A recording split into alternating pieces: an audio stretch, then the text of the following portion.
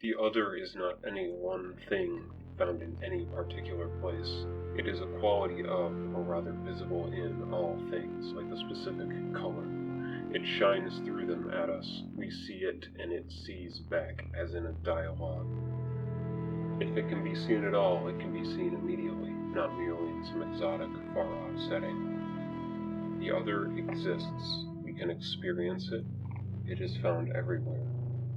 Therefore, since it exists, since we can experience it, and since it can be found everywhere, we can encounter it here.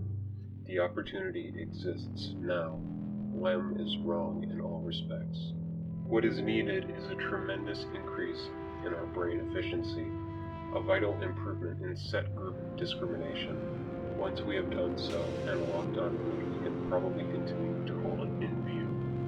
We're talking here about a two-hemisphere perception of reality, and then an information transfer from one hemisphere to the other, so that cognition, not just perception, is brain total. The morphology is already in place. All encounters in the phenomenological world, in time and space, are exterior encounters with constructs of our own mind, here and anywhere else we go. To experience truly, genuinely, to encounter any other living entity in itself, one would have to be in it, and have it in one. This would be an interior experience. One would see nothing outside, no object, but suddenly one would experience all reality through the vision of the other, as if seeing out through its eyes. One would share and inhabit its world, possess its perspective. At the same time, the other would possess what one has as a point of view. This might be close to a sort of energy symbiosis, an exchange of plasmas. One would not see the other, one would see as the other, not possess it, but possess its world. And this would not be so much an I am in your world and you are in mine, but both would share a world made up from both previous separate worlds.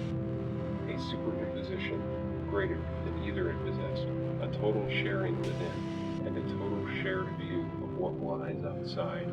This sudden, double, superimposed, simultaneous view would be experienced as gaining an additional depth, as if one more spatial dimension were added, much as a flatlander acquiring three-dimensional space.